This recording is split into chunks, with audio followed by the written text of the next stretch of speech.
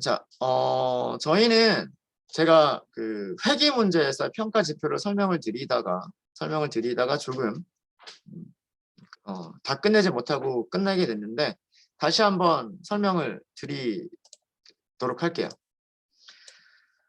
분류 문제에서는 정확도를 계산하시면 됩니다. 그러니까 맞느냐 틀리느냐 딱 이것만 계산을 하면 되는 거죠. 네.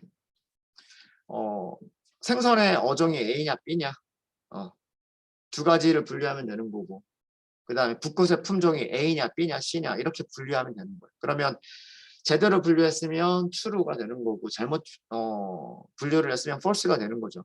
그래서 거기서 나올 수 있는 개념은 정확도라고 하는 평가 지표가 나오는 거예요. 그게 가장 기본입니다.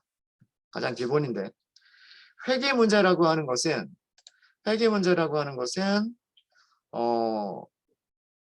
A냐 B냐를 결정하는 게 아니라, 그걸 예측하는 게 아니라 숫자를 예측을 하는 거예요.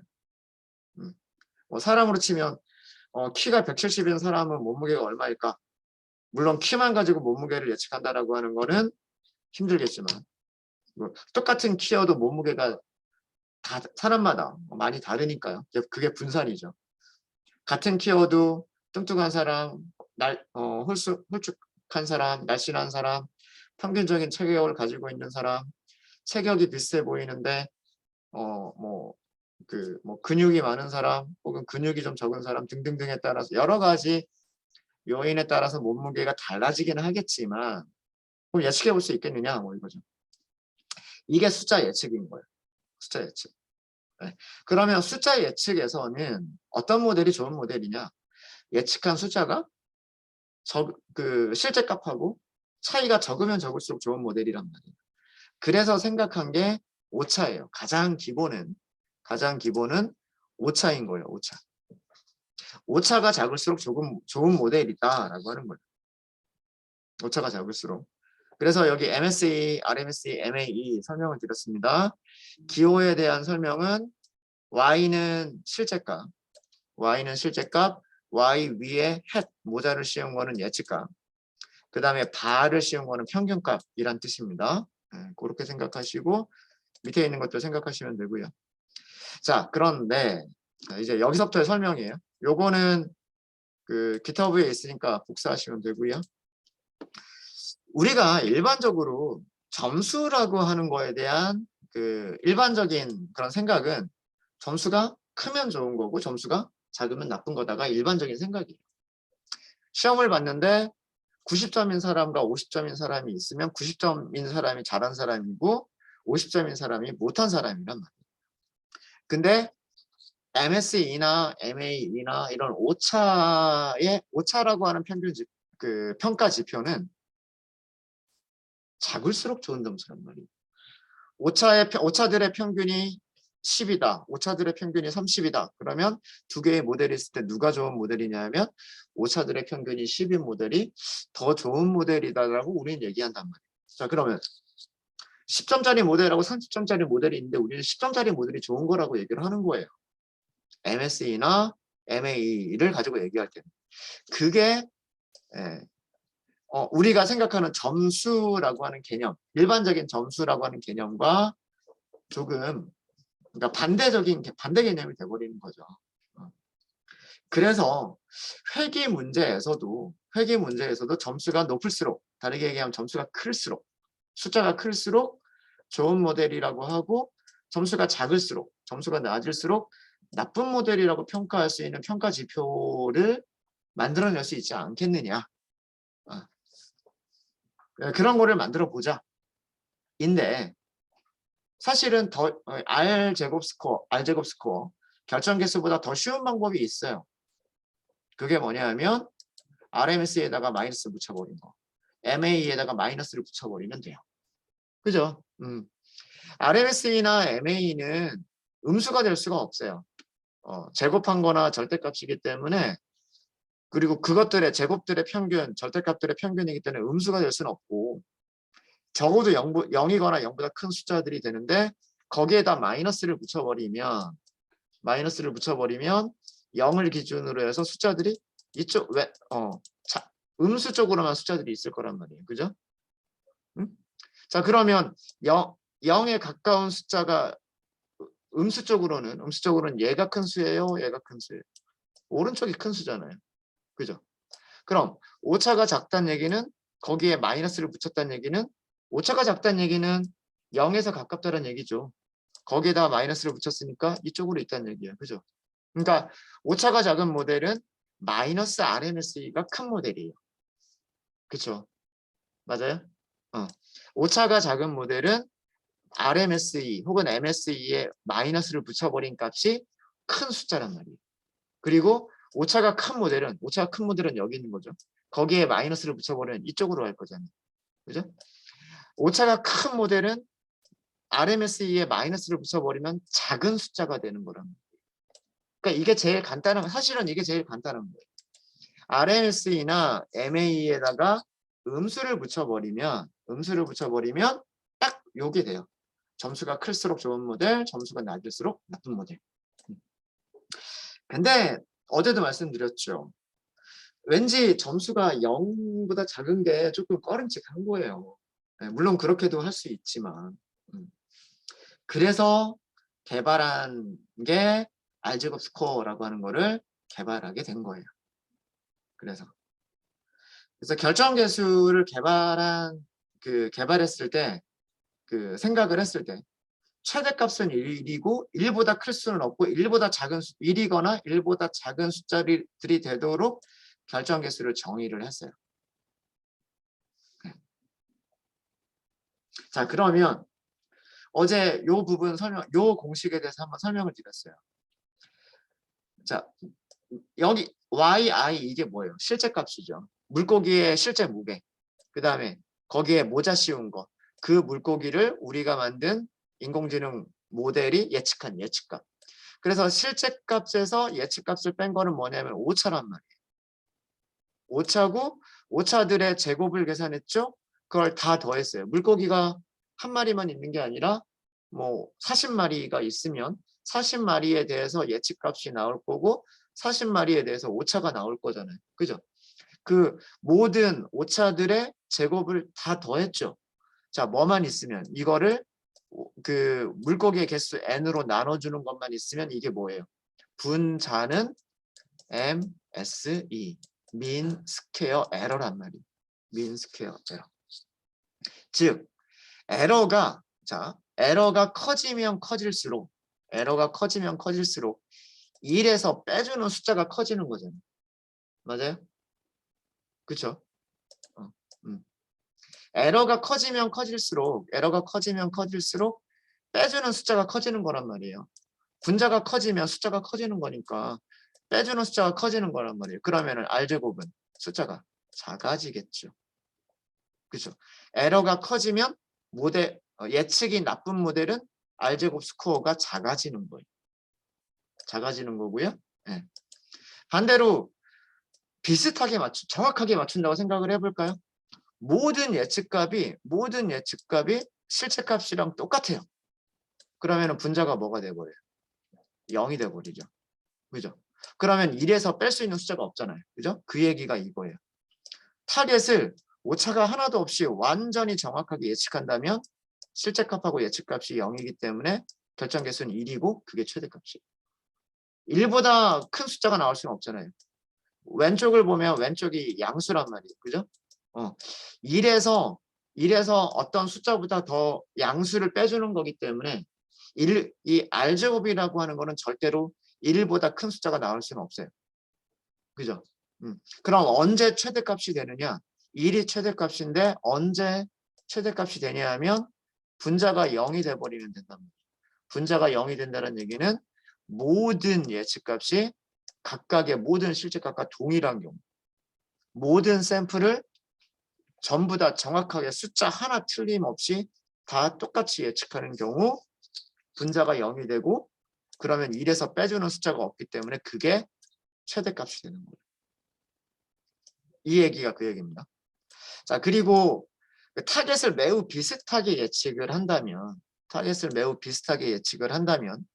어쨌든 오차가 있기는 있는데 그 오차가 굉장히 작다란 얘기죠. 그렇죠? 비슷하게 예측한다면 오차가 매우 작다면 오차가 매우 작다면. 그러면 여기를 다 계산을 했을 때, 다 계산해도 뭐 거의 뭐 0에 가까운 숫자가 되는 거죠. 뭐 예를 들어서 뭐 0.1이 된다거나 뭐 혹은 0.2가 된다거나 더 작으면 0.01이 된다거나 이런 식으로 될 거란 말이에요. 그러면 1에서 빼주는 값이 아주 작은 숫자가 되기 때문에 1보다는 작지만 어쨌든 1에 가까운 값이 되는 거예요. 그러니까 예측이 비슷하다면, 예측이 실제 값과 매우 비슷하다면 1보다는 작은 숫자이겠지만, 그러니까 여기가 양수가 나오기 때문에 1보다는 작은 숫자가 되겠지만 어쨌든 1에 가까운 값이 되는 거죠. 이해되셨죠? 그러니까 예측이 정확하면 정확할수록 점점 뭐에 가까워진다? 1에 가까워진다라는 거를 얘기하고 있는 거예요. 자, 그런데 어제 아마 그런 얘기를 했었을 거예요. 그냥 우리가 전부 다 훈련 세트가 있으니까 훈련 세트의 전체 그 평균 계산할 수, 그거는 평균 계산할 수 있잖아요. 그죠?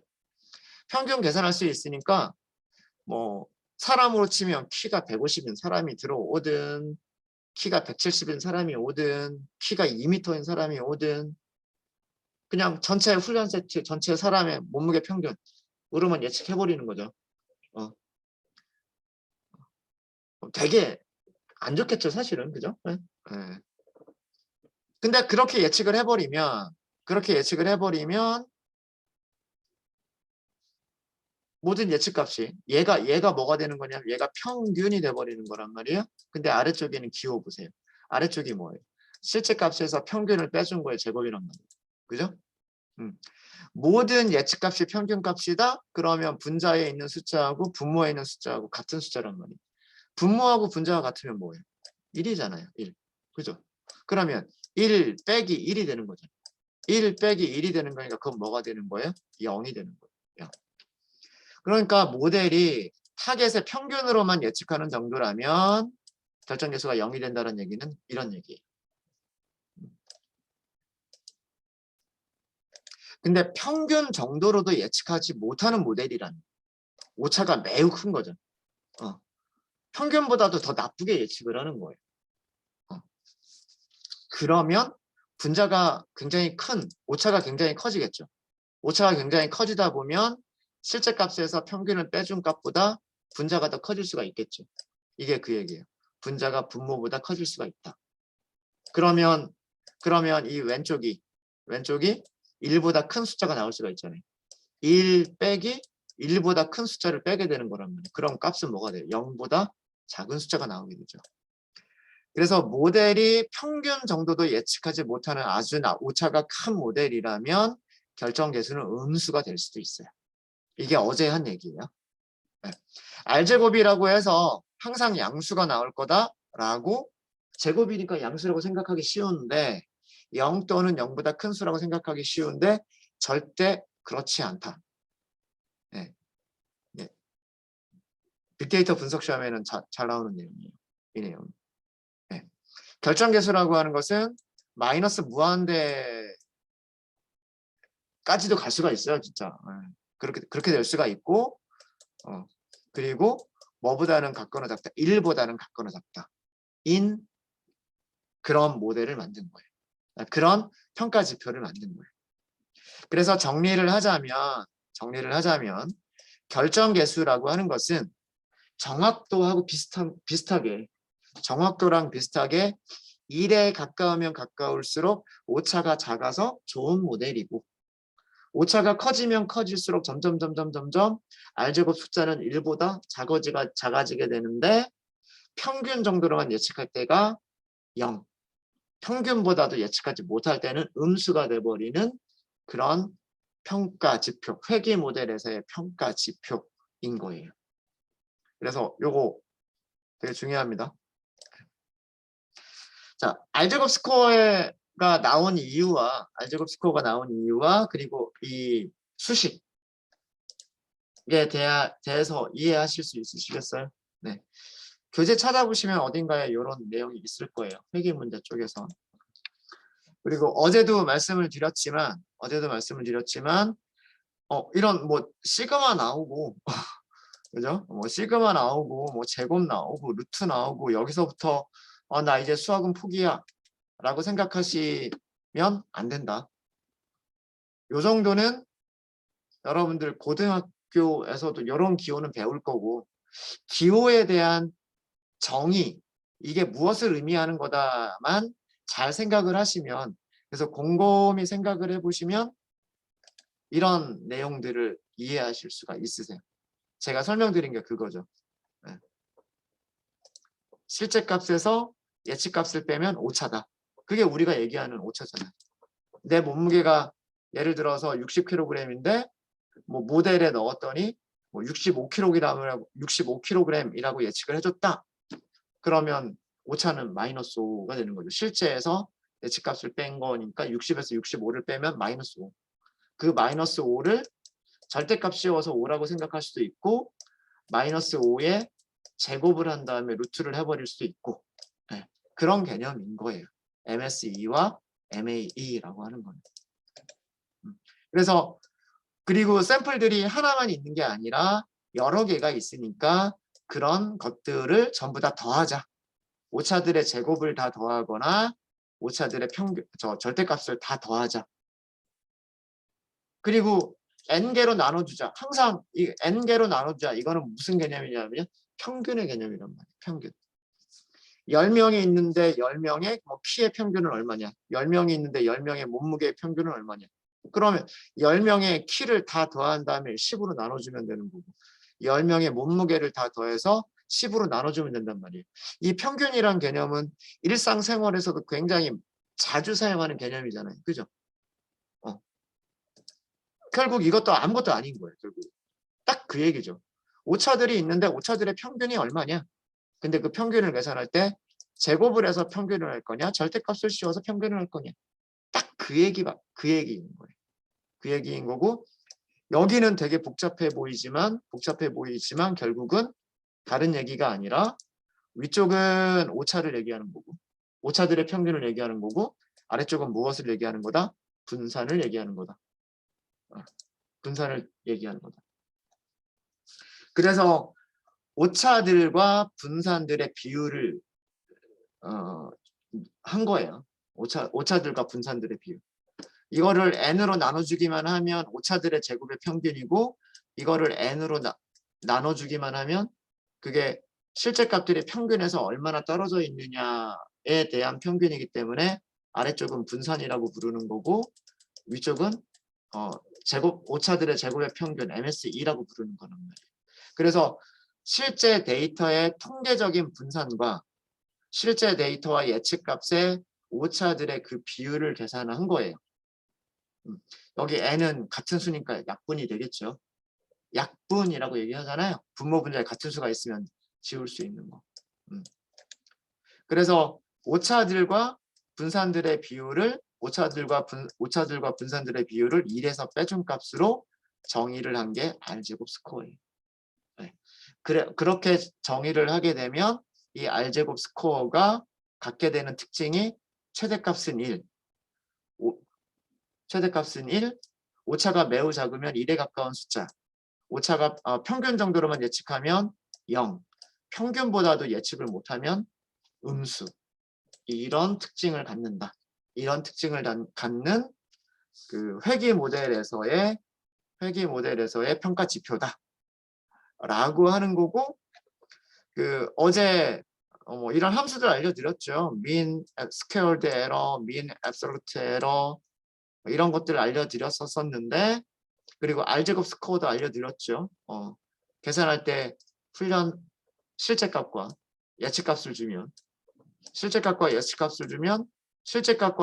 사이에 오차를 계산할 수가 있고, 실제값의 분산 계산할 수가 있고, 그래서 결정개수도 계산할 수가 있는데, 그래서 그 매트릭에 있는 함수를 이용할 수도 있고요. 매트릭에 있는 함수를 이용하실 수도 있고, 그 다음에 훈련이 끝난 모델에는 항상 무슨 메서드가 있냐면 스코어라고 하는 메서드가 있어요. 이 스코어라고 하는 메서드가 분류 문제냐, 그죠? 앞에 있는 모델이 그 지도학습 중에서 분류를 하는 모델이면 스코어라고 하는 메서드가 리턴해 주는 값은 accuracy, 정확도를 리턴해 주는 것이고, 그 다음에 이 앞에 있는 모델이 숫자를 예측해 주는 회귀 모델이라면 여기 있는 똑같은 사용 방법은 똑같죠. 그죠? 분류를 할 때나 회귀를 할 때나 스코어라고 하는 메서드를 사용하는 방법은 똑같단 말이에요. 전달하는 파라미터는 똑같단 말이에요. 그죠? 회귀 문제에서는 이 스코어가 MSE나 RMSE나 MAE가 아니라 무엇을 리턴해 준다? R제곱 스코어를 리턴해 준다. 그래서 둘 다 스코어 함수가 1에 정확도가 1에 가까운 게 좋은 모델이잖아요. 그죠? R제곱 스코어가 1에 가까운 게 좋은 모델이잖아요. 둘 다 1에 가까운 숫자들이 좋은 모델, 1보다 작아지면 작아질수록 나쁜 모델이라고 하는 평가 점수가 되는 거예요. 이해되십니까? 그래서 그 회귀 모델에서는 스코어라고 하는 메서드가 무슨 점수를 준다? 오차들의 제곱의 평균이 아니라 R제곱 스코어를 준다. 그래서 마치 분류 모델에서의 정확도와 비슷하게 1에 가까우면 좋은 점수, 좋은 모델, 그 다음에 1보다 작아지면 나쁜 점수, 나쁜 모델, 이렇게 생각할 수 있게끔 만들어 놓은 그런 평가 지표다라고 하는 겁니다. 그래서 요거를 사용해 본 이유는 여기 리턴되는 숫자, 이 리턴되는 숫자가 R제곱 스코어였는지 아니면 민 스퀘어드 에러였었는지 그거를 확인해 보기 위해서 출력을 해본 거고요. 그리고 얘가 R제곱 스코어를 리턴한다. 스코어 메서드의 리턴 값은 스코어 메서드의 리턴 값은 R제곱 스코어였다. 이게 어제까지의 그런 결론이었었습니다. 네, 그래서 그 어제 정리를 좀 급하게 하느라 제가 이렇게 주석으로 작성해 드리지 못했던 이런 부분들을 정리를 해드렸어요. 그러니까 나중에 참고하시면 될 것 같고요. 됐죠? 네, 잘 보이죠? 수식들 잘 보이시죠? 네, 여러분들 요거 그대로 따라서 쓰시면 돼요. 제 코드 GitHub에 있는 거 보시면 보이실 거예요. 네. 그래서 그 안에 있는 거 그대로 이렇게 여러분들 코드에도 가져다 넣으시면 수식 그대로 잘 보이실 겁니다. 이런 문법은 어제 말씀드렸죠. 레이텍이라고 하는 문법이 있어요. 레이텍이라고 하는 문법이 있고 인터넷에 찾아보시면 어떻게 수식 만들어내는지라고 하는 것들 있습니다. 네. 질문 혹시 있으십니까? 자, 질문 없으시면 자, 우리가 했었던 과정을 보면 생선의 데이터셋을 준비를 했고요. 생선셋을 훈련과 테스트셋 분리를 했고 그 다음에 KNN이라고 하는 알고리즘을 이용해서 회귀 문제를 풀어봤어요. 그죠? 무게를 예측하는 모델을 만들어 봤고 그 모델을 훈련을 시켰고 평가를 했단 말이에요. 근데 여기에서 우리가 만든 이 KNN은 가장 가까운 이웃의 개수를 몇 개를 선택하는 거였었다. 가장 가까운 이웃의 개수를 기본적으로 5개를 선택하는 모델이었어요.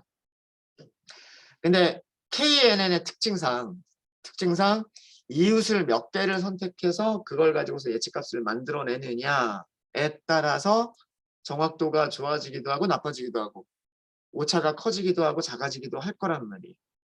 그래서 그 다음 단계가 뭐예요? 일단 이렇게 해서 훈련과 평가를 해봤으면 모델을 튜닝해 볼 수 있겠나? 그죠? 네, 모델 튜닝 작업을 해보는 거죠.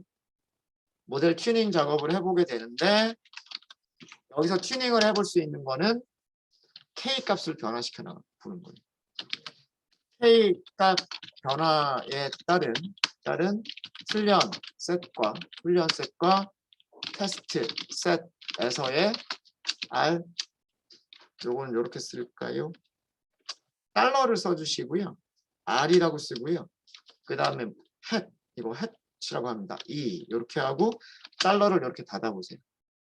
그러면 요렇게 위첨자가 보일 거예요. 위첨자. 그래서 달러라 이게 레이텍 문법인데요. 달러와 달러가 수식을 만들겠습니다는 뜻이에요. 달러가 수식을 시작합니다. 달러가 수식이 끝났습니다. 라는 뜻이고요. 그 다음에 레이텍 문법에서 위첨자를 만드시는 방법이 이렇게 hat, 그 다음에 위첨자 내용을 써주시면 돼요. 셋에서의 R제곱 스코어 변화를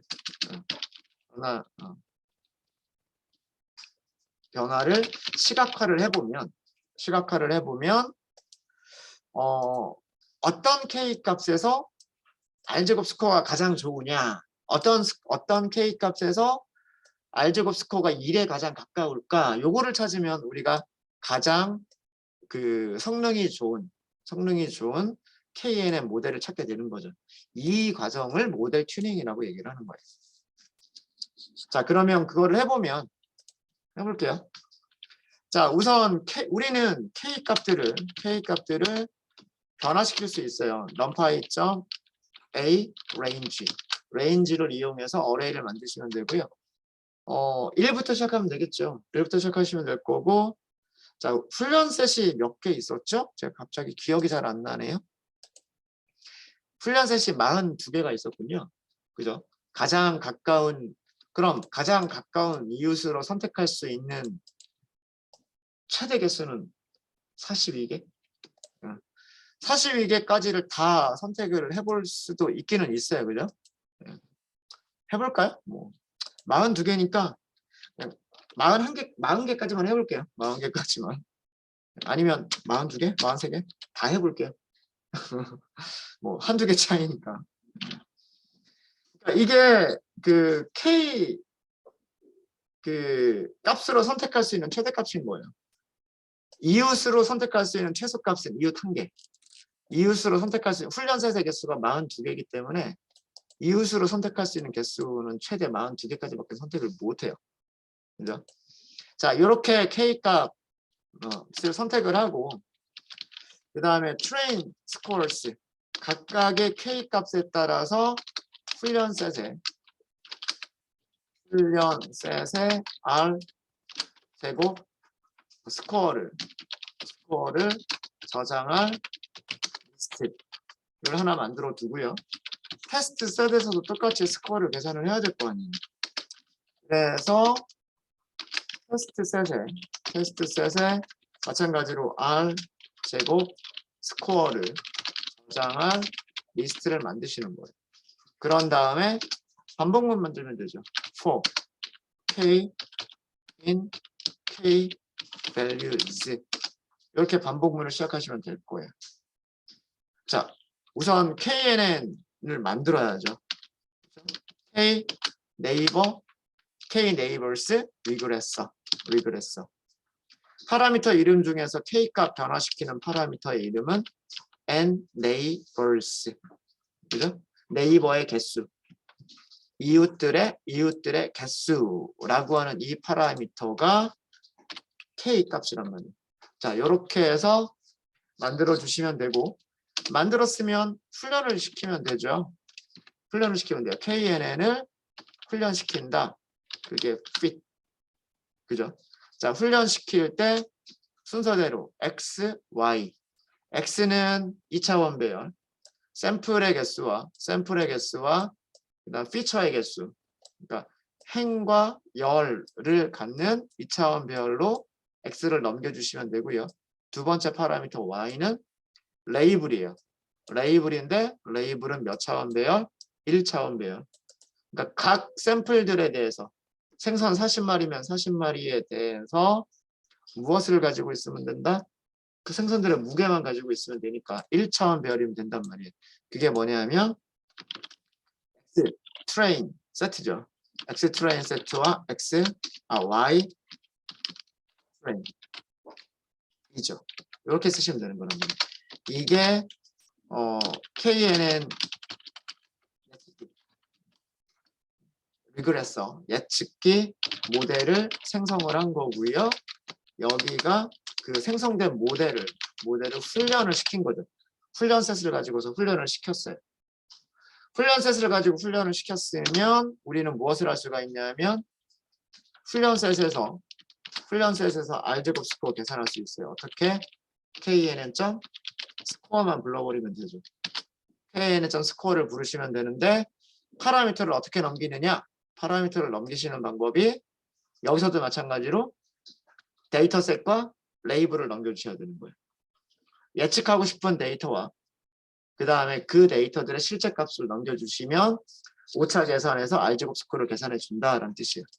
그럼 여기서는 X, train 그대로 넘기시면 되고 Y, train이 실제 레이블.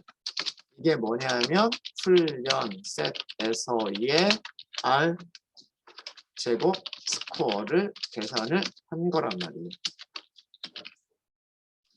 자, 계산이 됐으니까 얘를 어디다가 저장하면 될까요? train scores라고 우리가 리스트를 만들었죠. 이 리스트에다가 append 무엇을 train R2라고 하는 변수를 append 하시면 돼요. 됐죠?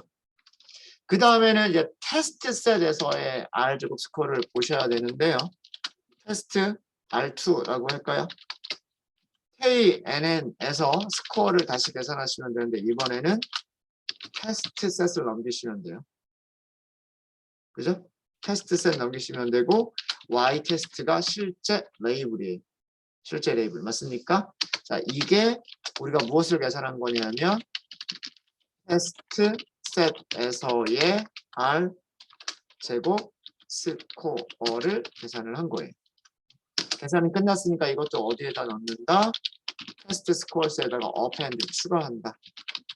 테스트 R 제곱 스코어를. 프린트만 해볼까요? 다 끝난 다음에 프린트 한번 해보면 프린트 train scores 하고 프린트 테스트 scores 이렇게 출력해보면 되겠죠. 네. 뭐 숫자들만 봐도요. 0.98, 0.99, 0.98, 0.97, 0.98, 0.97, 0.97, 0.98 뭐 이런 식으로 숫자들이 나오고 있죠. 네. 그러니까 1보다는 작은 0.9 뭐 이렇게 나오고 있고 뒤쪽 숫자는 못 봤지만 아직 못 봤지만 네. 어떻게 되고 있는지는 숫자들을 일일이 확인하는 것보다는 그래프를 그려버리면 그게 훨씬 쉽게 판단이 되겠죠. 네. 자, 시각화까지 하고 저희 쉬는 시간 가져보도록 하겠습니다. 자, 시각화예요. 시각화는 따로따로 그리시면 돼요. 무엇을 따로따로 그리시면 되냐면 트레인 스코어스 그림 그리면 되고요. 테스트 스코어스를 그림을 그리시면 되는 거예요. 플러스로 그리시면 되겠죠. 마커 찍고 마커와 마커를 선으로 연결하고 이걸로 가장 그리기 쉬운 게 뭐냐면 플롯. x는 k values 1, 2, 3, 4, 5, 6, 7, 8, 9 이게 x축이 될 거고요. x축이 될 거고 train scores가 y축이 될 거예요. 그렇죠? x축이 뭐다 y축이 뭐다라고 생각을 하셔야 돼요. x축에 들어갈까 k 1, 2, 3, 4, 5, 6, 7, 8, 9 그 다음에 y축으로 들어갈까 r제곱 스코어. r제곱 스코어. 자, 그리고 여기는 파란색으로 할게요. 블루. 마커 찍을게요. 동그라미. 직선으로 연결할게요. 네. 그리고 레이블 만들겠습니다. train R2. R제곱, 트레인의 R제곱 스코어라는 뜻이겠죠. train R2 스코어. 일단 얘만 보이는지 안 보이는지만 보게 되면 일단 쇼를 한번 해보면 되죠. 쇼를 해보면 이렇게 나왔네요. 그죠? 이렇게 나왔고 그러면은 이제 조금 그 커스터마이징만 조금 더 하면 되겠죠. 그 다음에 이번에는 테스트 셋을 시각화해 보시면 되는데 plt.plot x축은 똑같을 거고요. k values x 값은 똑같을 거고 테스트 scores를 하시면 되고 red 빨간색 동그라미 그 마커 찍겠다는 얘기고 콜론 점선이라는 얘기예요. 그죠? 레이블 여기는 테스트 그 다음에 R 제곱 스코어 이렇게 하시면 될 거고요. 그러면 빨간색과 파란색이 같이 그려졌죠. 빨간색과 파란색이 같이 그려졌고 몇 가지 보기 좋게만 조금 더 하도록 하겠습니다. 일단 그리드를 그려주시면 격자들이 보일 거고요. 격자들이 보일 거고, 그 다음에 X 레이블이 뭐냐, 이건 보여주면 되겠죠. K 값이에요. K 값. 이거를 좀 설명을 하자면 number of nearest neighbors,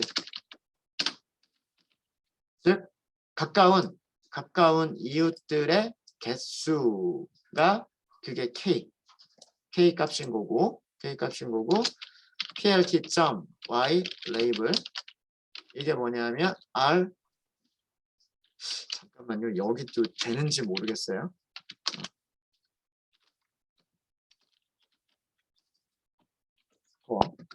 그 다음에 레전드를 표시를 해주면 그리드가 보이겠죠?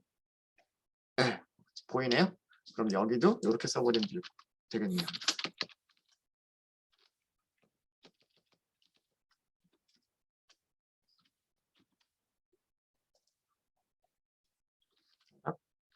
네.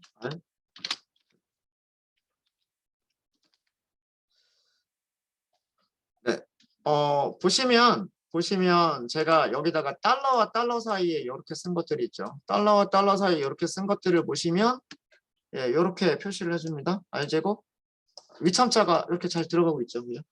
네. 그러니까 그 텍스트 셀에서 레이텍 문법이라고 하는 수식을 만들어주는 달러와 달러 사이에 이렇게 해주면 이게 그래프를 그릴 때도 그 표기가 잘 돼요. 잘 되고요. 지금 보면 그 K 값이 작을 때에는 1에 가까운 쪽에서 움직이고 있죠. 그죠? K 값이 작을 때에는 이렇게 움직이고 있는데 K 값이 크면 클수록 어떻게 되고 있어요? 떨어지고 있죠. 오히려. 그러니까 KNN에서 이웃을 많이 선택하는 거는 좋은 거다 아닌 거다. 그렇게 좋은 게 아닌 거다라는 뜻이에요. 자, 그리고요. 아까 R제곱 스코어가 제가 그런 말을 했었죠. R제곱 스코어는 모든 값들을 평균으로 예측할 때 R제곱 스코어는 뭐가 돼버린다? 모든 값들을 평균으로만 예측한다. 그러면 R제곱 스코어는 뭐가 된다? 위에 설명 볼까요?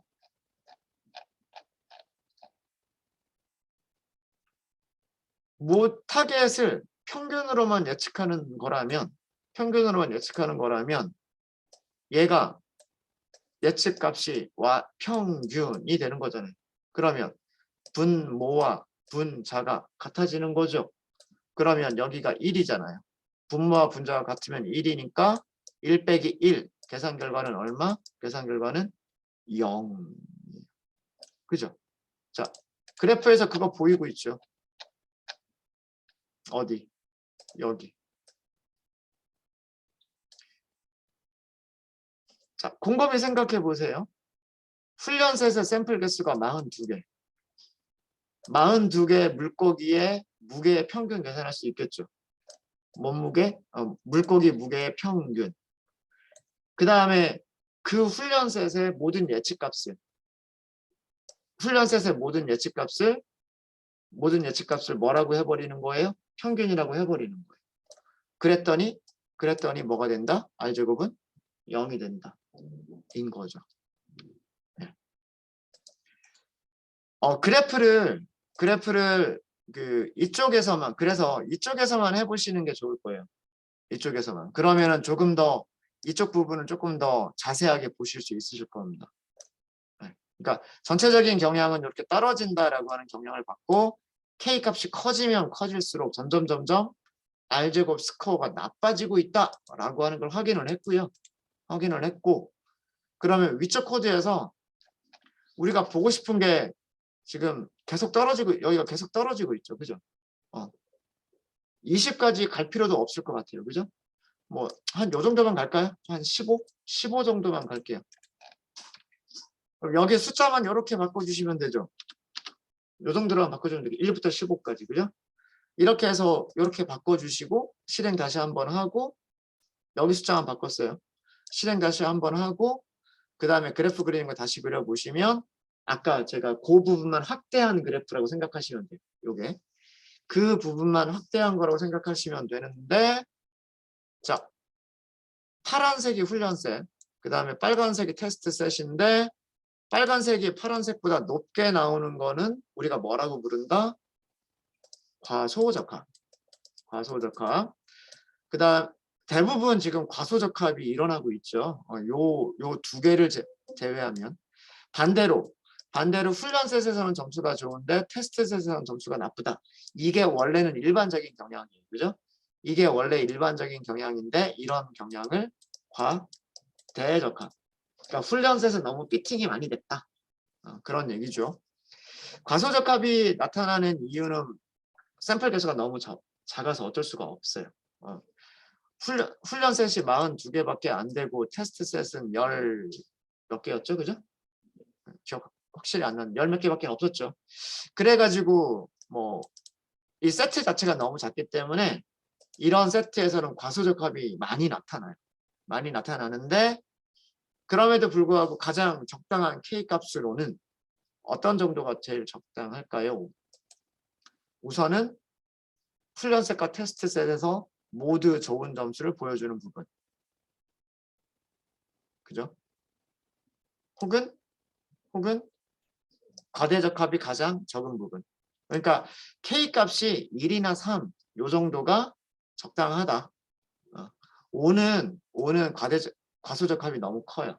5는 과소적합이 너무 크고 1이나 3 정도면 그 나쁘지 않은 성능의 모델을 보여주고 있다라고 하는 것을 우리가 그래프를 통해서 확인해 볼 수 있었습니다. 그래서 일반적으로는 그 K 값이 많아지면 많아질수록 평균을 내는 녀석들이 더 많아지고 있는 거예요. 그죠? 네, 이렇게 해서 K 값에 따른 R제곱 변화 그래프도 그려봤고요. 그래서 이 문제에서 물고기의 무게를 예측하는 이 문제에서 적절한 K 값은 1개 혹은 3개 정도면 적당하겠다라고 하는 것을 파악을 했어요. 네, 여기까지 하도록 하겠습니다. 혹시 질문 있으십니까?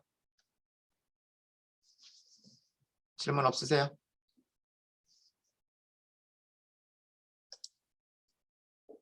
네, 질문 없으시면 이번 시간 여기까지